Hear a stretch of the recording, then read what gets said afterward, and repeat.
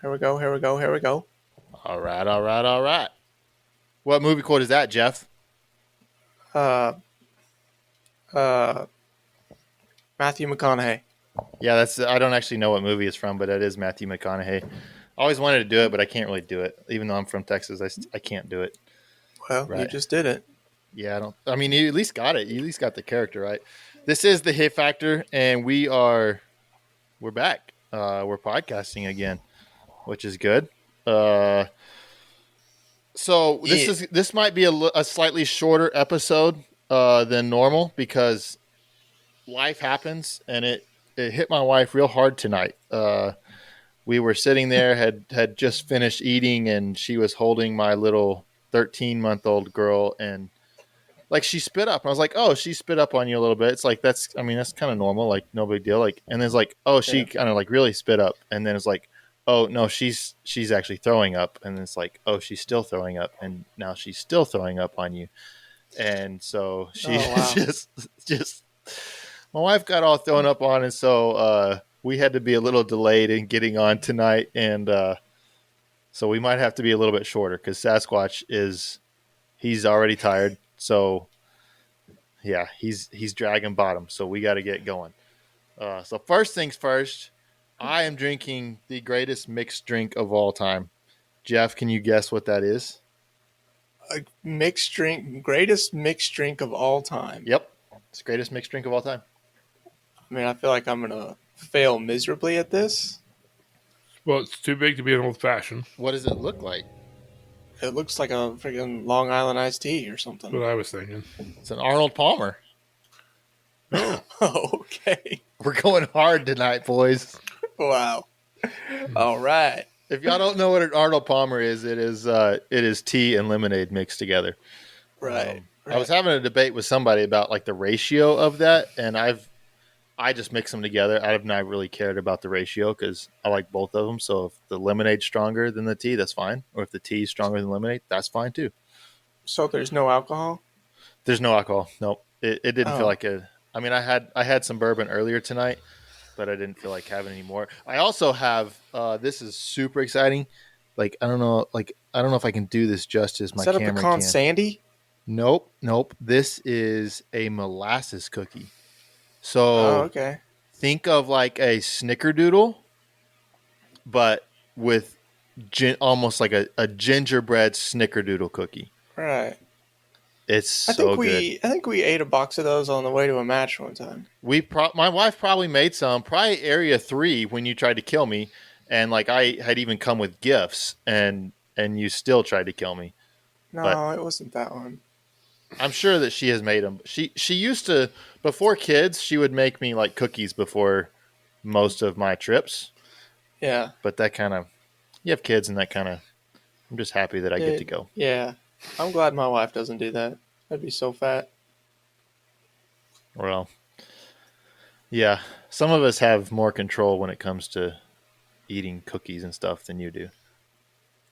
Yeah. Anyway, I actually have an interesting follow-up to that, but I'm drinking Evan Williams Single Barrel. It's just like a cheap one I like. So I put ice in it because it's nice and cheap. Yeah, and it's already watered down, so might as well water it down some more. Yeah. Yeah, I put ice in expensive stuff too. But I actually wasn't going to drink tonight because it's my birthday this weekend, and I know I'm probably going to be going hard. So, but well, that means you need to drink every night, like leading up, like you can prepare yourself. That's right. You don't want it to just like hit you all of a sudden. I think I do, but yeah, I don't know. I mean, when we sit down to record, it doesn't feel right unless I'm drinking something now. It's just part of it. I agree. Yeah. So, Jared, what are you drinking? I've switched it up from my normal water for recording to a Golden State Brewery Blonde Ale. All right. I feel like you need to get a cup that has a handle on it for whenever you drink beer on the podcast. Yeah. I'll probably have one, but you need to. It looks like you're drinking. It looks like you're drinking out of one of those like little tiny 8-ounce glasses. It is. It's an 8-ounce that glass. You see at like old diners and stuff. They got like the little foggy plastic 8-ounce glasses. Actually, this glass I I think was commandeered from a bar that was down the street from my old apartment. It's amazing.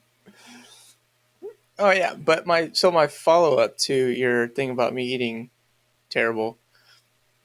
I was listening to a podcast, or I guess it's a podcast. Yeah, it's called the Huberman Cast, maybe.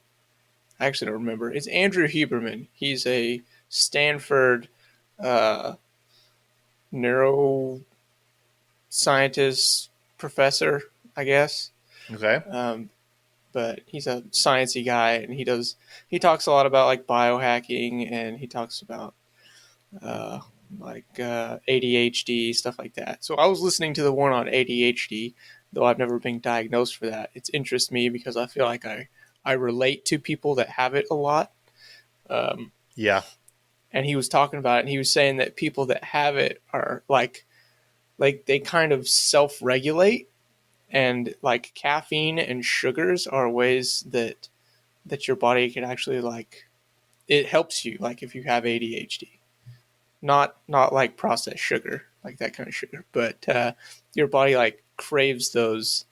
And I can't remember exactly why. He went through it all, but I was like, that actually makes a lot of sense since I do that a lot. So now, anytime Jeff sees a sleeve of Oreos and he eats the whole thing, he's like, "Yep, I'm self-regulating up, boys. This is keeping me in check. This is helping my ADHD right here." Right? Yeah. Yeah. And yeah, to be fair, I don't think he was saying it was a great practice, but he was saying that people who have ADHD are drawn to those things. Yeah. Anyway, I thought it was pretty interesting. it's a fascinating. That is fairly fascinating.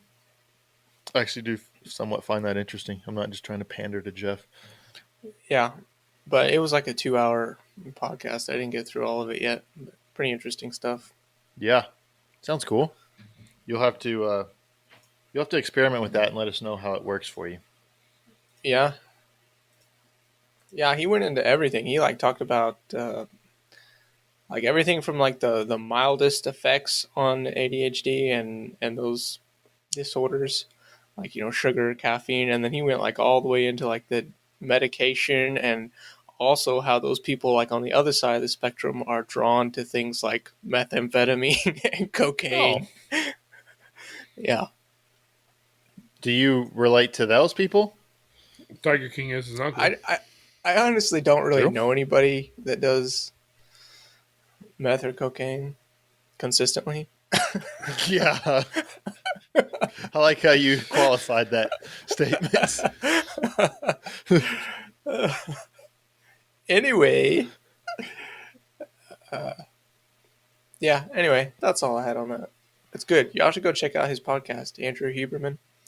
He's a smart dude. Interesting. I'll have to check that out.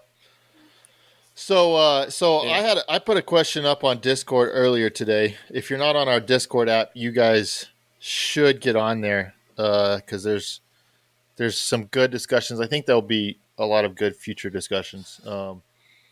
But I have a premise in that I believe that more practice sessions are better than a single long practice session. So throughout a day, like if you could do 3 10-minute sessions or 2 15-minute sessions or something like that, I think that is more conducive to performance than one single 30-minute session. So that's kind of a question that I put out there, but I guess and I think that I would need to add qualifiers to that, but we may get to that. But so I will open with that to you guys. How do you guys feel about that? And we'll just use it in terms of dry fire because it's not.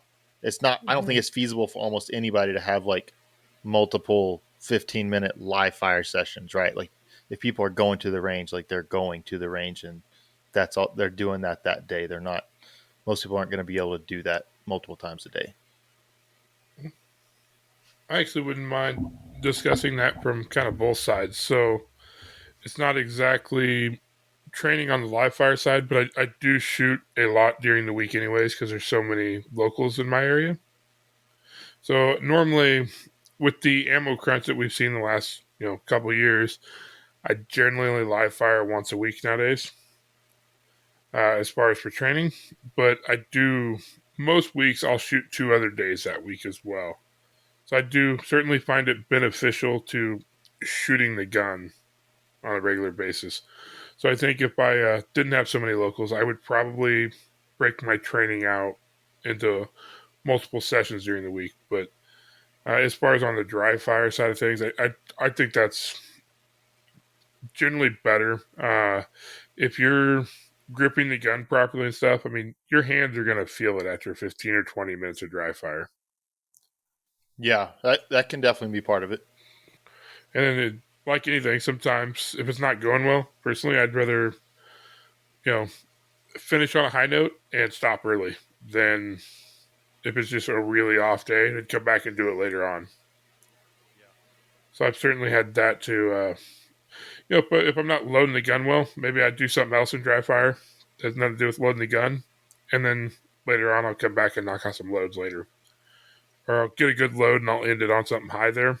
But certainly breaking dry fire out over multiple sessions is probably way more beneficial than trying to do like one really long session, because as soon as your grip starts going and everything, you're probably not getting as much as you should out of it if you're not gripping the gun hard, which is really easy to do if you try to do it for like an hour or half an hour or something. Yeah. Jeff, what do you think? I think because Jeff's gonna have a different opinion. Yeah, like, and I have a just because I've heard Jeff's opinion on that, but I mean I have a little bit different on a little bit of what Sasquatch is saying. Don't tell me I'm stupid. It's okay. You're stupid. You're stupid. Probably. It's probably true. I don't know. Well, first, I feel like it really depends on what you're training.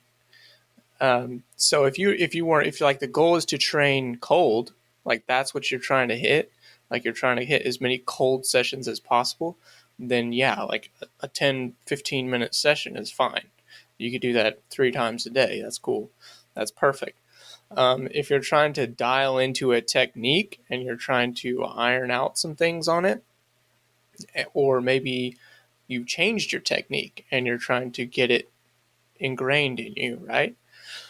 I kind of feel like each session needs to be like you're kind of getting into the groove after 10 or 15 minutes. And so you really need 10 or 15 minutes after that to get going. So if that's what you're working on, then I would say the session needs to be 25, 30 minutes minimum, if that's the goal of the session. And then on the complete far end of the spectrum, if you're working something that is just like not as fatiguing, like, I don't know, just think of something less fatiguing. You could have a longer session. You could go an hour. I've definitely gone an hour or an hour plus in dry fire sessions when I get to working on something and been fine. But I just think there's a place for everything. Like, I'm not going to say across the board, yes, 3 15-minute sessions is better than a 30-minute session or something like that, just because I feel like it's a little more complicated than that. Anyway, yeah, that's my opinion on it. Yeah, so, like, I mean, I would make the claim that, yeah, multiple sessions is better. For me, the reason why I will say that, part of that's going back to my musical experience, my musical training, in that dealing with a lot of same fatigue issues a little bit. But there's something about mentally doing something and then going and doing something completely different, like basically forgetting about it and then mentally having to do that again versus just mentally staying. Like, if you've just mentally stayed in that space for one session, even though it's a longer session, then as far as your mental side of it is concerned, you've only got 1 rep on it. But if you have multiple times at it throughout a day, even if it's just 2, then mentally you've had 2 reps on that thing. So you've had two different times to make that more permanent. So I think it's a bit on the side of performance wise. Like, if you're trying to get your performance higher, then multiple sessions is the way to go. Uh, if you're like Jeff is talking about, if you're doing something new, or you're introducing a new skill, or you're trying to learn a new skill, then having a longer session may be the more beneficial route, because it may take you that longer session just to figure out how to do that new skill. Whereas you may not figure it out in 15 minutes. So like, I definitely think there is a place for both of those. I do want to address the fatigue thing, because I do think Sasquatch is right in that people need, like, if you're dry firing so long that's like you're getting fatigued and then you're just getting lazy because you're tired, like that can introduce some bad habits of just not gripping the gun hard or anything like that. But if you are fatigued and you can still grip the gun as hard as you can while you're tired, maybe it's not as hard as you do when you're fresh, but if you still grip the gun as hard as you can while you're tired, I do think there's something to be learned from, like your body will respond to that in a positive manner. That it will that it like so it's like working out when you're tired. Mhm. Like there's good value in that, in working out when you're tired, like, because that's going to push your boundaries, that's going to push you mentally and physically. And so I think there's a lot of value in training past your fatigue as well. Now, maybe not all the time, but I think there is that. Jeff's kind of smirking at me like, Well, I think he's going to tell me I'm an idiot. two things kind of on what both you said. One, something Jeff mentioned that's important there too is what you're doing can make a difference. Like 15 minutes of nothing but like draws, reloads, and transition stuff where you're getting a lot of reps, right in a row like that, and you're constantly gripping the gun is a lot different than, doing 5 minutes or 15 minutes where you're moving around a lot or, moving between positions. So what you're doing can also make a big difference, like as far as if fatigue is going to be an issue or not in your hands. Yeah. And then, building on what you said about like working through fatigue and stuff, as the season, I'm thinking like where we're at right now, early season, haven't really started working at it yet. And as you're building up through the year, you should be able to go longer. Your hands are more used to it. They're stronger. Your muscles are used to it. You're not going to have as much issue. But like personally, something I also do is if I'm planning on dry firing like 30 minutes a day, I will do like 2 15-minute sessions. And generally when I do that, I will break them up onto like very basic skills on like a first session. So it'd be like draws, reloads, transitions, like nothing else, just the bare basics. And then the second session would, maybe mix those skills I've been working on together in various exercises. That Yeah. all sounds incredibly reasonable.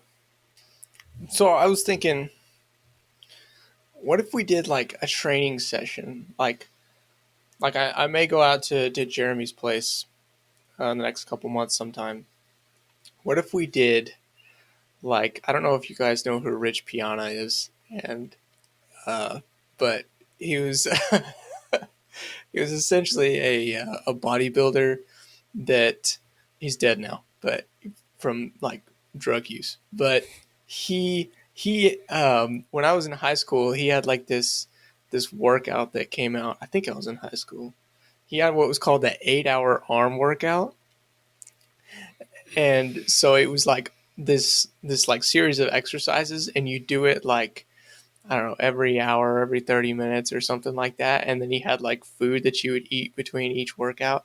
And, the claim was like put an inch on your arms in one day kind of deal, which, that was just inflammation. But Right. yes, Yeah. but yes. Anyway, so what if we did like the Rich Piana workout of like training sessions, right? So we like had these drills that we did like every 45 minutes or every hour on the hour, and you do it like all freaking day. I What do mean, you think about that? I think it'd be great. I don't know many people who can do that, right? Like that's not real. Yeah, I mean, if you set aside the day, people could do it. Like, yeah, you couldn't do it every week, but if you're like, hey, this weekend, this Saturday, I'm busy, You could do it. You could plan to do it. Anybody could plan to do it. Yeah. Let's do it. Let's do the Rich Piana workout. Oh, and when we're in between the drill, we'll go do an arm workout. Oh, I thought we were going to be eating in between each drill. I was like, okay, and eat. that sounds... We'll like, yeah, and it was like protein shakes and peanut butter and jelly sandwiches. I think was like the main thing you were supposed to eat. After this, you should definitely Google Rich Piana. Yeah, I need to look that up. You will just laugh your ass off. It sounds quite funny. Anyway, yeah, that would be interesting though, to do like what if you could get like 10 cold sessions in one day? Yeah, right? I mean, I've done kind of some similar stuff, not that many, but I've definitely done that where like when I'm working in the shop, like I leave my gun on all day, or like an entire afternoon or something, and like every 30 minutes I'll spend like 2 minutes dry firing. Right.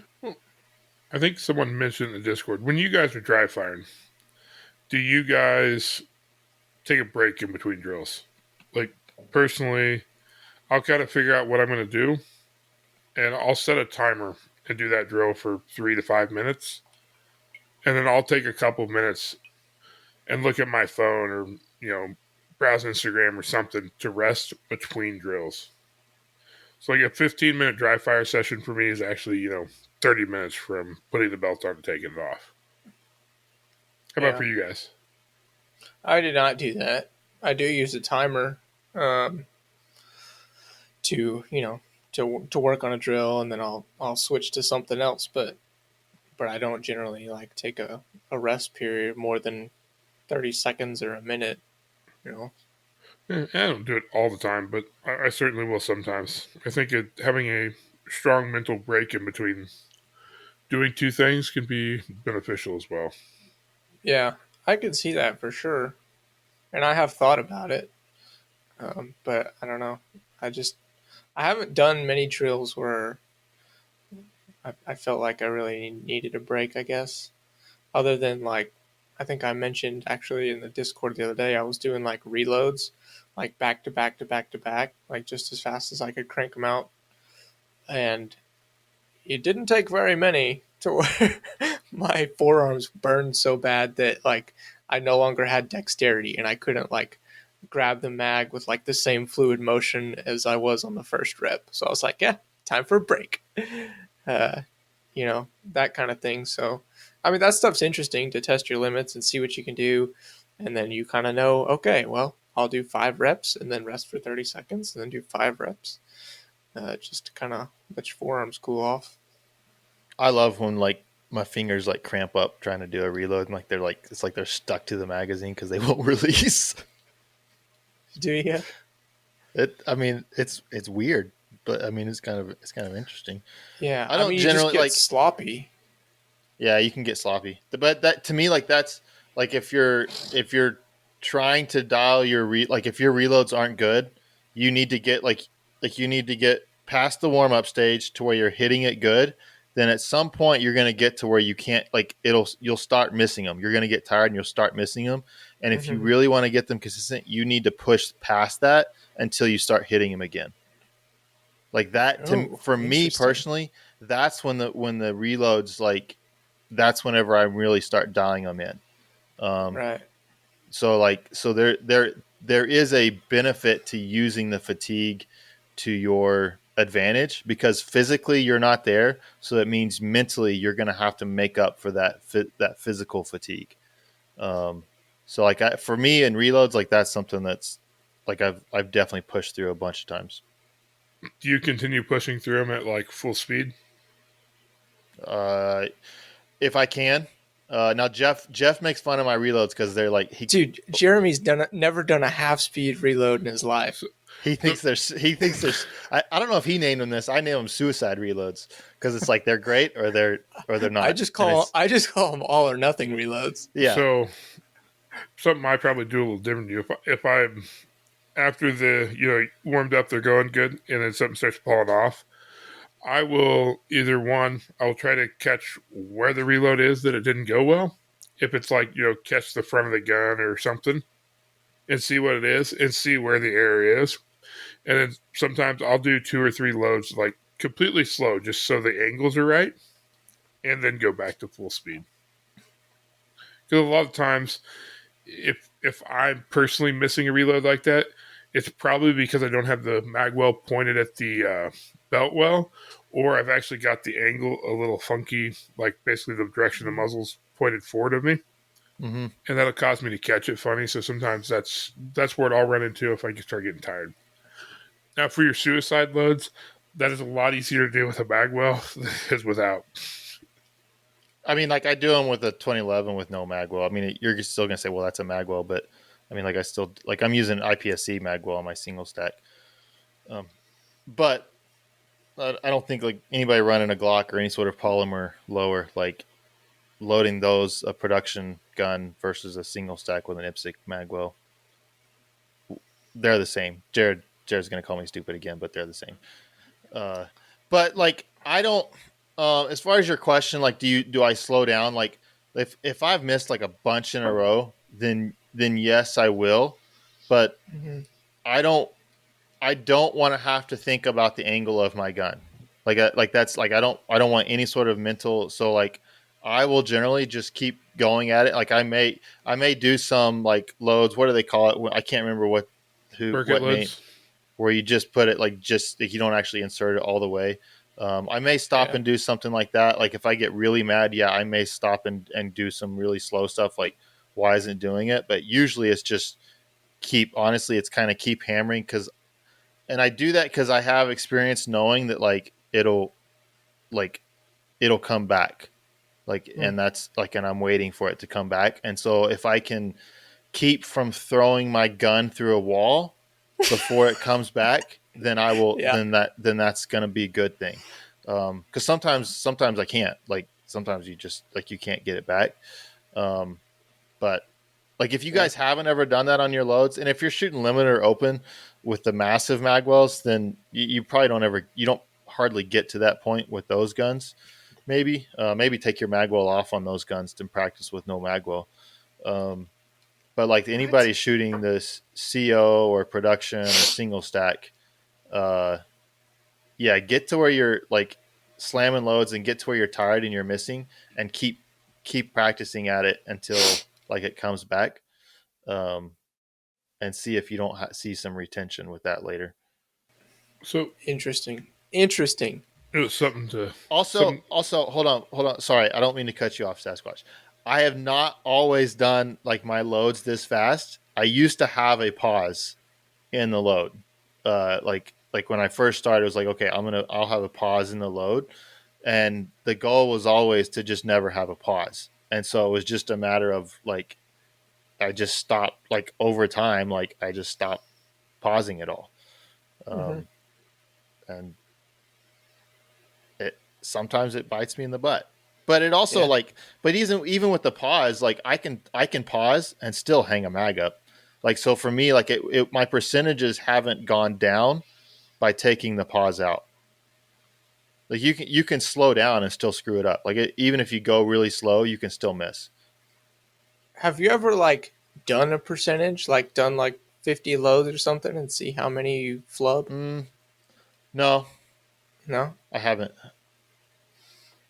That's also something. Do that. I'm going to mention this guy again. You guys should go follow this guy's podcast, Andrew Huberman. But he talks about like the most effective range to improve performance, like at what percentage you should be going. He talks about all kinds of stuff, but this was just one thing he talked about the other day. I actually sent this to Jeremy, and there's studies on this, like the percentage of effort that gets you the furthest. And I think what it came down to was 15% failure. So you're going fast enough or hard enough that 15% of whatever you do doesn't work out right or fails. So think about that in terms of a load, right? 15% of your reloads are failed. And I know that's like, you're not going to sit there and count loads, and calculate out 15%. But I think you could get a feel for it, right? Like maybe you calculated it out twice or something, and then you're like, okay, yeah, I kind of know what that zone feels like. Yeah. It's not something I've done, but um, it's interesting that research has been done. There is a zone that is the most optimal range to train in, and it's not 60% speed, right? And it's Right. not No. 110% speed. But yeah, the research has shown is that 15% failure, so 85% success, which is, it's beyond 100%, right? It's beyond your 100% because you're failing 15%. So it's the zone of optimal performance gains is beyond what you can do comfortably. And I feel like we do know that. I mean, you have to push just beyond what you can do comfortably, and that's the zone of performance gains. Yeah. No, that's I think it's really fascinating. And you talk about not training like 60%. And when I say I do something slower, if I'm messing it up, I mean I do it a lot slower. So I can see just exactly, just do a perfect load. And I think you were also talking that you don't like slow. You used to have a small hitch in your load, or slowed it down as it went to the gun, or pause, and now you don't.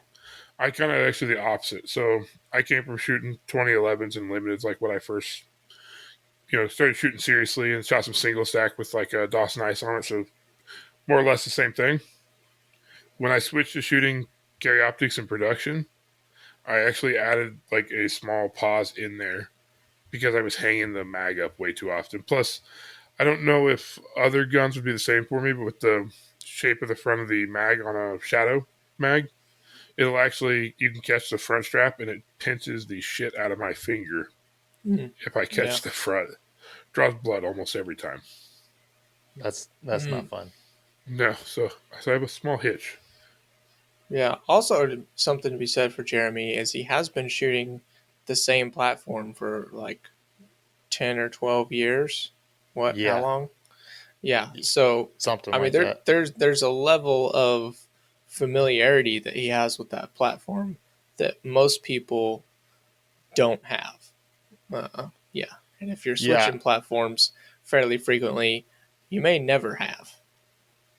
I would guess that there's not a lot of people in the sport whose magwell looks like mine, like the bottom of their magwell.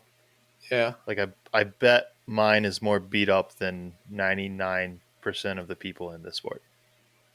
Yeah. Like I'm moving steel. Like the magwell is aluminum, but I've on one of my practice guns, I've beat the aluminum out so far that like I've actually like I'm like beating the steel up. Like the steel is Yeah. mushrooming and deforming like Right.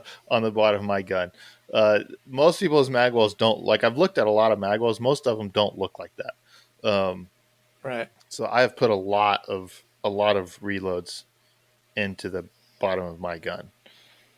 I think my all of my Shadow 2s have blue hitting grips on them. I think the oldest Shadow 2 that I have, there is no blue left on the bottom of the grips because it's been hit by a mag so many times. Yeah. Man, that was one of my concerns when going to a production gun. Jeez, I think there's like a freaking tornado out here. Okay. We couldn't Yeah, hear that was, anything. dude, it was so loud. Um, that was one of my concerns when going to production was having the polymer frames and like just tearing them to shreds. Yeah. Um, and mine are not torn to shreds. So that kind of makes me question myself. Like, am I failing enough? Am I in the zone of performance, right? Or am I going too slow, trying not to damage my lowers so much? I don't know. Something that would made me hesitant to go from like a single stack to a polymer gun because I didn't want to shoot a DASA. I still don't. But Yeah, yeah, you're talking about being worried about that though. Like shooting low cap, one thing I would point out too is I would gladly take like a 1.3 second consistently never miss it reload over hitting that 1 second load 90% of the time in a match. dude, you know how many compliments Jeremy gets? from his Subaru first, but also from his fast reload. Yeah, I mean, it's Dude, like, my wife has gotten, so I've got those method race wheels on my Subaru that are bronze. Apparently my wife told me the other day, she's like, yeah, I've had like 4 or 5 guys like stop me, like come up to her like at the daycare or at like the Walmart parking lot and be like, where did you get your wheels? Because those are awesome and I want to put them on my car. So like people love that car, man. Like I don't know why, but people love that car. it's so strange, It's honestly. It's awesome. just really weird. I can't explain it either, but people really like that car. Uh, Anyway, his and reloads aren't as cool as his Subaru. no, Apparently. oh, Apparently. nowhere near as cool as the Subaru. But if That's anybody is going to get a compliment on like their fire reload, it's going to be Jeremy. Yeah. I think Mason's is maybe faster, maybe better. Yeah. Yeah. It's like you and Mason pretty much that have that level of reload. I mean, there's I probably mean, some others Travis out there. Tomasi's there, right? Like, I mean, it's a 2011, so it's. Travis I mean, is insane. like Travis is pretty crazy. Like his hand speed's pretty insane. I mean, Travis is like the OG, like the OG reload legend, right? Like it's like Travis. Yeah, he is. I don't know what his reload is now. I don't think I've seen him do those. I imagine it's still pretty good. I think he's. I don't think it's a problem for him. And also, Yeah. it doesn't matter. He has like the most famous reload video ever. He Right. does. Yeah, that's no doubt. Yeah, and other people have done that, and like, but I mean, yeah, Travis is he's the reload king. Yeah, And we're all Travis was the one. pretenders. He was on MythBusters, right? Yeah, I'm pretty sure he's been on MythBusters. Yeah, he was on Before. MythBusters. I don't know if it was for his reload, but he's been on. No, I I'm don't pretty think it sure was. he's been on MythBusters. Yeah, I think he was just on like shooting. I don't know, shooting fast or splitting a bullet or something, or maybe both. I don't remember. Yeah, I don't know I don't remember what he did, but he was on there. Yeah, the reload, like a really fast reload, does look good on Instagram. It does. Like people can see the reload, they can't see your hits. So Mhm. like the reload is good. You know like- what looks like even better on Instagram Splits? is a really fast no look reload, Oh yeah, those are good Right? too. Yeah, or a really fast no look catch the mag reload. yeah. I've never Right? actually tried to do the catch the mag thing. I don't know. Maybe I don't. I don't think I have the coordination to do it. Yeah, I don't know. So while when I was thinking about this topic earlier today, I was actually kind of thinking about just like our sport in general, and I don't actually know of another sport that is like combines as many different skills. Like you need to be athletic. Like you need to have a certain level of athleticism, like in our sport. And I know that like there's caveats to all this. Like there's a certain amount of athleticism that's required. There's a certain amount of eye-hand coordination, which you could put that with athleticism, but it's I think it's different. There's a certain amount of like intelligence, that you need to be able to have, like just to figure out like good stage plans, like figure out how to train, like stuff like that. There's like just the mental aspect of like being able to handle pressure and like it's you have to perform right now, and like you get like 20 seconds, and you got to do that multiple times throughout a day. And I think there was one other thing, but like our sport requires all of that to really be good at it. And like I don't know that there's a ton of sports out there that actually require you to be as well rounded as USPSA does. Now, obviously, like if you have like and skill, like shooting skill, like that I didn't really mention, but shooting skill itself. Now, if you have like if you are overabundant in one thing, you can make up for a lack of, like, if you're not super athletic, but you have really great shooting skills, like you can kind of make up for that athleticism, right? Or if you're super athletic, but your shooting skills aren't as high, you can somewhat make up for some of that with your athleticism, and you can be faster than other people are. And an open gun. Open gun helps too, or PCC, right? Like you change your equipment. But I think our sport is pretty unique in the amount of things that it requires you to put together to do well at in our sport. Yeah, and something on that too, like on the being athletic side, like certainly being more athletic will always help. But I think a big part of that is not just in the general sense of thinking athletic, like some super fast football player or something. It's athletic as far as I think of being efficient and how well they move and stop and stuff like that is far more important on the athletic side. Yeah, Yeah, for sure. Yeah, it's mainly like how quickly can you start moving and how quickly can you stop moving, and yeah. that's one of the massive things that Eric Raffel is just phenomenal at. Is his ability to start and stop on a dime. It's pretty incredible. He's leaps and bounds above everybody Yeah, from that. yeah, Have you seen how fast he shoots that open gun with good accuracy? yeah. I I mean, mean, yeah, like he's good at everything. he's leaps It's and bounds. insane. Like you take all of those categories, and Eric is not deficient in any of them. That's why he's the greatest shooter of all time. Yeah, yeah, pretty much. All right, I Uh, think You got another one for us, Jeff? I mean, if y'all want it, we have lots of questions. Let's do one more. I still got some molasses cookies to eat. Okay. Okay, well, this one we're gonna skip. We're gonna go on to this easier one. Maybe do that one. This is a good one though. All right. Do you have a basic stretching routine before matches? If so, what? Also, anything you recommend for improving hand strength? Who wants to go first? Stretching, no, I don't stretch. I probably should, but I don't. Don't stretch. Would you like to talk some shit about people that do stretches? No, No? Okay. I Okay. actually think it's Jared? probably a generally good, healthy thing to do. I am extremely unflexible. Like I've never touched my toes in my life without bending my knees. Like even whenever No? I was like in high school, like playing tennis and like they made you stretch, I've never been able Yeah. to do that, and I hate stretching, so I don't do it.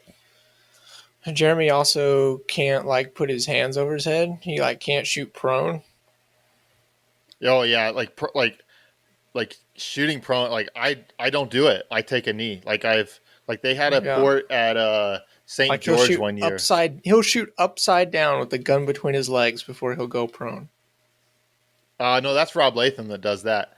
Like he bends over backwards You and does it. basically do that. But I fold my body, my Gumby body up. Like there was a port at St. George. I think it was in like 2017, but like it could not have been more than 10 inches off the ground, and I think it was even less than that. And I still didn't go prone. Like forget that. I still just I took it. I go on one knee and I bend over and I can put that gun basically on the ground. And if you have to get up and move after that, it's way better than going prone. Like so so that's what I do.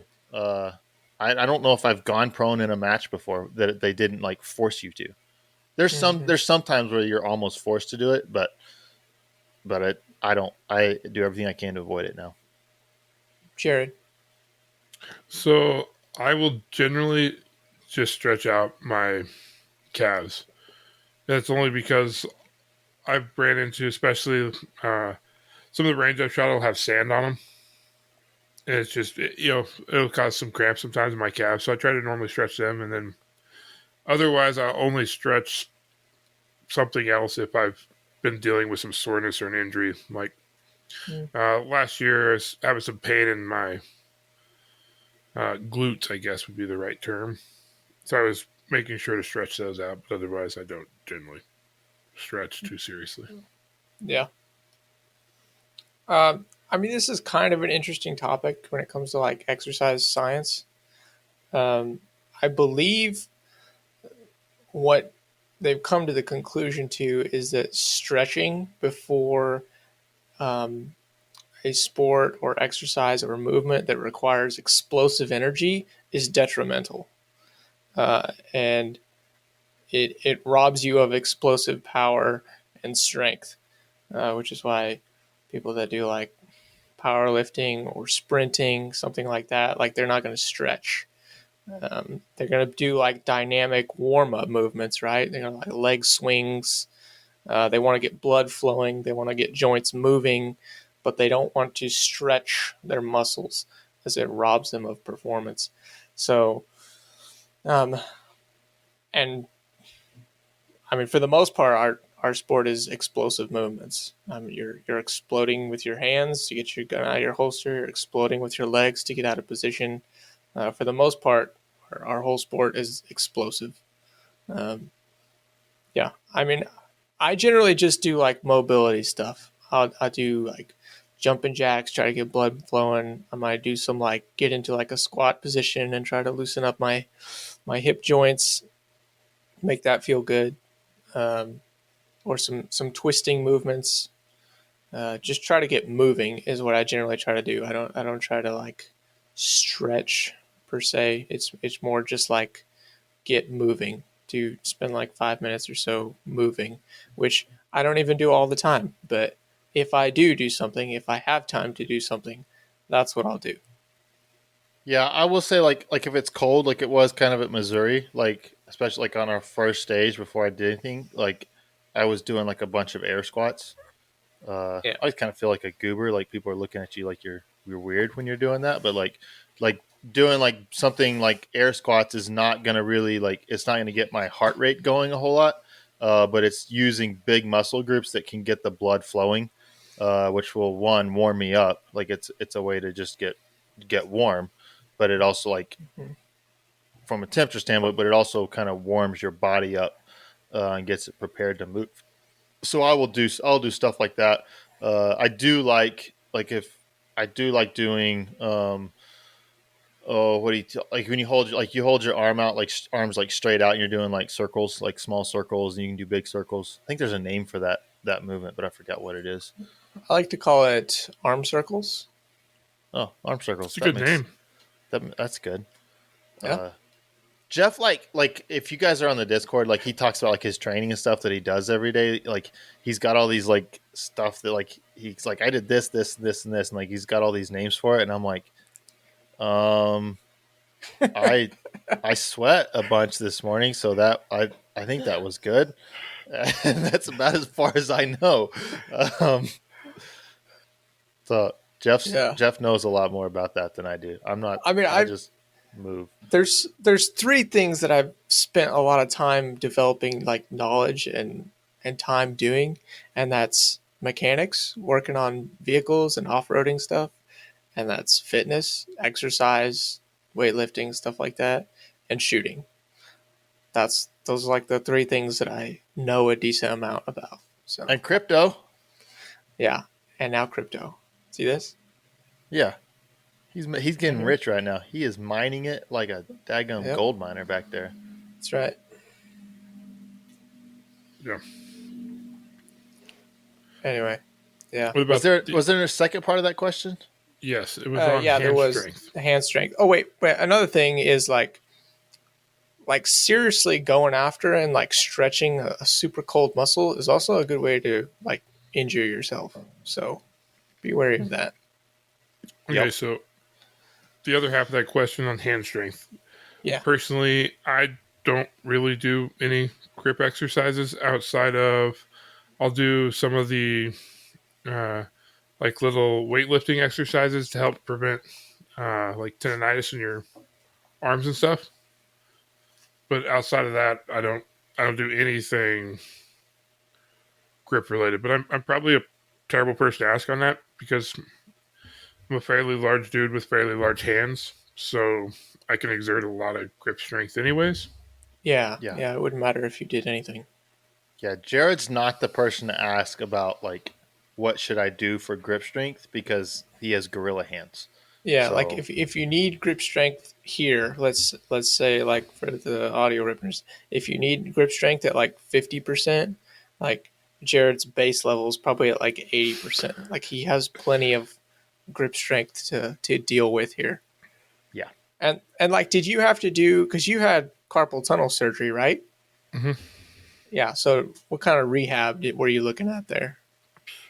I don't even remember what they had me do. Yeah, exactly. I don't.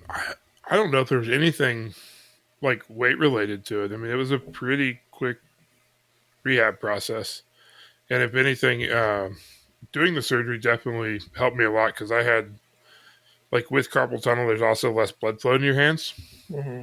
So I was certainly losing grip strength with it though. Like part of the test was they would check it, and I think at one point in time I was down to like 130 pounds was the grip strength I could exert in my more injured hand, Mm, which was probably 60 or 70% of what I could do prior. But right. after the surgery, uh, it got rid of my sensitivity to like cold and stuff with my hands. Like I couldn't I couldn't work without gloves on if it was like 25 or 30 degrees outside, like with hand tools or anything. Hmm. Like I Interesting. couldn't. I had no dexterity whenever before the surgery. Yeah. Yeah, that's Hmm. interesting. Jeremy, do any grip strength training? So like that's something that I got. I mean, like I have spent a lot of time with that. Like I'm not a bit like I'm not a big guy. Like like I'm 6'2", but I'm skinny. And like being like real like big arms is not that's not me. Like anybody that's like seen me would probably agree with that. Um, and so like early on, like it was for me like the thing that I was chasing was recoil control. Like that was like that's what's holding me back. Like I've got to get stronger. And so like did the grippers and used the grippers a lot, like the Captain of Crush grippers, Hmm. and got to where I mean, like I could, like I was working out with like a one and a 1.5, and I could from a set I could close a two, which is, I mean, I thought was pretty good. Like that took a lot of work to get to there, but it the results weren't there in my shooting necessarily. Like it didn't necessarily fix what I was hoping it was going to fix. And so I have not used those. I actually got them out just this week. I kind of messed with the grippers a little bit. Um, and I got to where I was dealing with, I had a lot of tendonitis, like in my forearms on the outside part of my forearms. Cause people start talking about tendonitis, man, people get it in all sorts of places. Hmm. Yeah. But I got what would be traditionally called tennis elbow, which I used to get when I actually played tennis in high school, and I got tennis elbow really bad then. And what tendonitis is, like at that point, like basically it's your your large muscles are not they're not strong enough to, like your small tendons, small muscles are getting overused and inflamed because your large muscles can't handle it. Um, and so like you need to strengthen those large muscles. Corey Estill, I may be saying his last name is wrong. Jeff's probably never heard of the guy. He used to be a shooter. He was a top 16 guy, like we're talking like 10 years ago, like in single stack. Um, but I think he's a physical therapist, and he's got a video out on YouTube, about shooter's elbow, tennis elbow, and that sort of stuff, and like how to get over it. And there's some exercises that he says you need to do these every day, and if you do, it's about 15 minutes or less. It's not that much, and he says like it doesn't matter if it hurts, that's fine. Like you don't need to not, if it hurts, that doesn't mean you need to stop. For the exercises Yeah. that he's talking about, you need to work through that. and and I did it like whenever I was dealing with that stuff. I did it to where I was doing those exercises probably every day for like a year, and that was when I was really shooting a lot. So like I was really dealing with a lot of tendonitis, and it it fixed it for me. Like it went away. Hmm. And they're like wrist curls, upside down wrist curls, and bicep curls, and you start with a 15 reps per set. You do 3 sets, and each set gets heavier.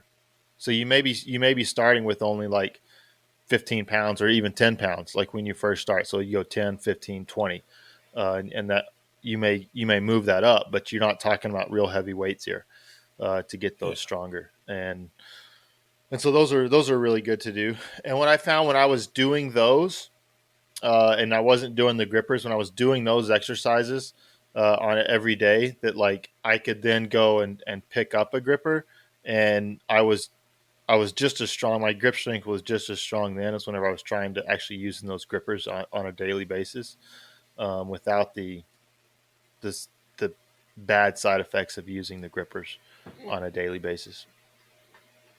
Another thing out too is I would argue most adult males have plenty of grip strength, especially shooting minor, but even shooting major. Most adult males will have plenty of grip strength anyways. That I don't know that it's would be a real valuable thing to waste a ton of time on. Yeah. Okay, Yeah, so there's a lot of people that would disagree with that. Like they're like they would just say like that because that they use their grip strength to their advantage, a lot to their advantage. Like a Charlie Perez, like a Rob Latham, Bob Crow. I would say even Sasquatch. I certainly know I do. I'm just saying you I use don't it know. much to your advantage. But there also are shooters where like you watch them and like their gun, it looks like the front sight's going to hit them in the forehead, and they still shoot really well. yeah. Yeah, I'm just meaning I don't know that it's not that there's not value in it in and of itself. I just don't know that it's real low hanging fruit, is what I'm saying. Yeah, it might not be. It might not be. Okay, so first thing, Ben has talked about this a lot in the past, the grip strength deal and the diminishing returns of training grip strength. And, he doesn't think it's worth it. He thinks the risk of injury of training, like doing the grippers and stuff, is, outweighs the benefits of anything. And he also talks about like most people don't have an issue with grip strength, they have an issue with consciously gripping the gun. So if you think you have a weak grip, maybe don't think about that for a while. Just think about when you're shooting, think about actually gripping the gun, like actually squeezing it. So maybe go on that. And Jared may be right. Maybe, you're a male and you actually have the correct amount of grip strength. And then the other side is what Jeremy was talking about with tendonitis, and I'll just kind of echo what he said about tendonitis. I guess unless you have carpal tunnel, I don't know a lot about carpal tunnel, but generally, like tendonitis, the way to solve it is not to do nothing. Like you can do nothing, right? And it may go away, but it's going to come right back as soon as you start up again, right? So tendonitis, you have to fix it. You have to strengthen your muscles, and you gotta keep working through it. And yeah, after you do a session and you do the strengthening exercises, it might hurt like hell because it's going to be inflamed, right? But the next day it might feel better. It might feel a little better. And I've dealt with this tennis elbow. I also played tennis. I also shoot guns. I've dealt with this recently in my knee, which is what that ended up being. I thought it was some sort of tear, but I had an MRI and it was not. And so I was just like, okay, well, I'll just start doing strengthening exercises. So I started following a guy on Instagram, Ben Patrick. He talks a lot about knee health and shoulder health and has all these exercises for getting rid of knee pain. He's had a bunch of knee surgeries, and he's developed a program for you to start from like barely being able to bend your knees to where he is. And so he has a lot of great tips. So I just been doing some of his exercises, and I'm basically on my way to recovery. I still have a bit of discomfort, but pretty much all functional now.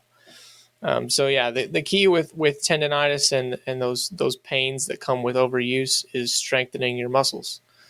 That, in my opinion, that is the key from dealing with tennis elbow, dealing with knee pain. Yeah, I've overcome both of those in that way. You gotta strengthen them. The pain's not going to be gone tomorrow. It might not be gone next week, but you keep doing it, and the pain will get less and less and less until one day you're like, oh, it just doesn't hurt anymore. Yeah. Yeah, for I think me, that's I all I think it was have. about a month to 6 weeks on the tennis elbow, shooter's Yeah. elbow, whatever you want to call it.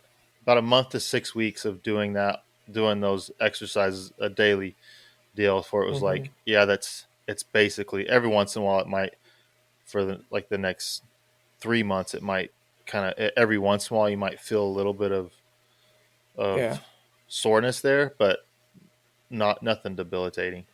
Yeah. Um, And then like I'm also just a huge advocate for fitness and people taking care of themselves and being in shape and doing something.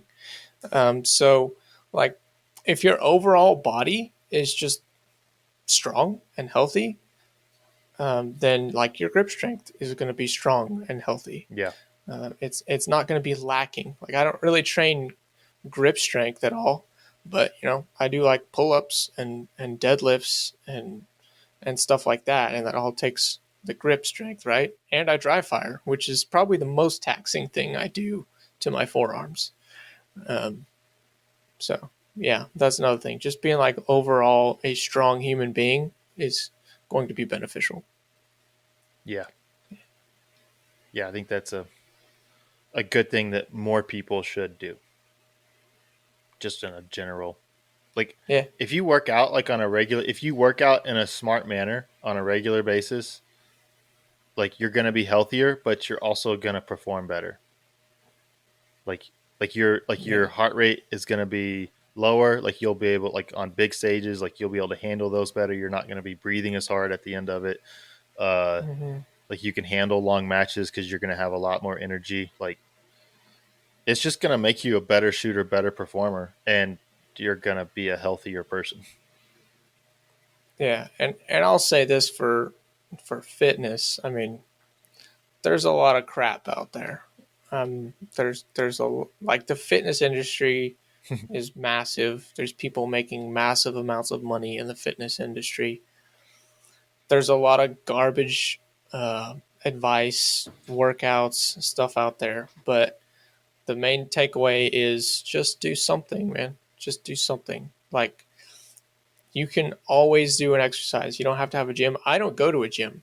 I don't have a gym that I go to.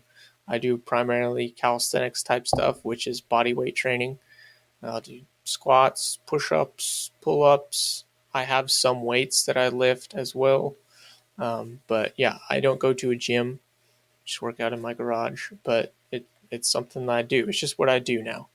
And that didn't really start consistently until I was in my late 20s. Honestly, it was off and on from high school till after college, just because your schedule is constantly changing, and it's hard to get any sort of rhythm going when you're in that period of your life. But once I got into adulthood and dealing with adult stuff, then I was able to establish a sort of a habit, and now it's what I do.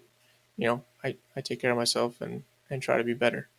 But yeah, so all that to say, like starting a fitness journey, starting a workout journey, and starting to take care of yourself, it is that. It is a journey, and it changes, and you're probably going to suck at it to start with, but just do something. Do 5 minutes, do 2 minutes. If you're trying to get up early and work out, just get up, right? That's the first step. Just get up. Just get up.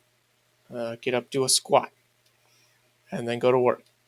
And the next day, get up and do 5 squats. Just do something. Try to do better every day, and you won't always. It won't always happen. Like you won't always be able to get up and do better, but that's okay. Yeah, like this goes back to our very first, like when we were talking about this, about like, do you dry fire for one long session or multiple sessions? Like there was I saw an Instagram video here recently. I don't remember who it was, but their claim was that like consistency matters way more than intensity. Like if you will consistently do like 15, 20 minutes a day and you do that every day, like you do it consistently, that is way more important than having like these really intense workouts, but there's no consistency to them. And Mm-hmm. I think that's true of working out. I think that's true of dry fire as well. Like that's true of almost anything. Like consistency almost always win over uh, intensity if that intensity doesn't have any sort of consistency to it. Yeah. Which Yeah, I that made me agree. feel good because like I don't really like intense workouts, like because I don't like to work out. So like I do like these little sissy workouts that aren't very intense, and that's so I take solace whenever they say, "Hey, if you're consistent," because I'll wake up and do it. Uh, it just might not look very good. I think it was last summer. I took a picture in the mirror after a workout, and like my shirt was completely soaked. Like the whole thing was completely soaked. And Jeremy for body's like, I've never sweat that much in my entire I life. don't think so. I don't think I have. Like I just no, I don't sweat that much. It's just not something that I do. I'm not about that life. I like you sweat. Like go ahead and sweat a little bit, but not that much. I'm not about that. Yeah, yeah. I mean, that was just because my garage is hot, so it's not like it was a super intense workout. It looked impressive. Like it kind of looked it looks like my reloads look on Instagram, right? It's like, dude, that dude Right, did some work. right. Uh, Got to work. yeah. All right. All Well, right. we indirectly hit the tendonitis question as well. So Perfect. awesome. Knocking them out. Yeah, I can X that one off the list, and this one. So yeah, that's all we got for tonight. Y'all got any closing remarks? Uh, join the Discord and participate on Discord. Like the more chats and the more conversations we get on there, the more stuff we have to talk about, the more stuff we know what's going on. And then there's a place for questions. We have several. Like if you've put a question there, like we are getting to, like we will get to it. Mm-hmm. It may not be like it, we will get to it. We're not going to ignore it. One other thing that so multi-gun nationals people are saying like they like whenever we do like match recaps and stuff. Yeah. So Yeah. not many people may not get to this part of the recording. That's fine, and this will be really short because I don't follow multi-gun really closely. Yeah. But it looked like the tactical division was pretty interesting. Was it Mm-hmm. that somebody won that I couldn't say his last name. He shoots for the Yeah. AMU. Nate Stakowitz. Yeah. I don't. So I already had it. I already had it pulled up in case we wanted to Oh, talk about it. It's perfect. Nate Statsowitz. Yeah, see, he can't say it either, and he's Woo! looking at it. That's a That's a good rough one. one. That's Good a. job, Nate. Go, Nate. And he like, it's impressive because like he squeaked past Daniel Horner. Wow. Yeah. Half a match point. Yeah, Yep. like crazy close. And Horner's been, as far as I know, like pretty untouchable in that division. Maybe I don't know if I'm sure he's been beat in the last Yeah. 5, 6, 7 years, but it doesn't He was feel like he also a has. military. He was a military category too. Yeah, Nate shoots for the AMU. Okay. Cool. And Daniel then used to. Daniel was until he got a job with SIG. Yeah. So the top three, or let's do top five here. It would be Nate. Sorry, I can't say your last name. Daniel Horner, Jacob Hetherington, Nils Jonasson, and Brian Nelson. That would be the top five in the tactical division. Open division, you had John Weedle, Josh Frolick. Is that Freilich. right? Freilich. Yeah, I'm pretty sure he pronounces it Freilich. I could be wrong, but I believe so. Scott Green, Joel Turner, and Joe Farewell.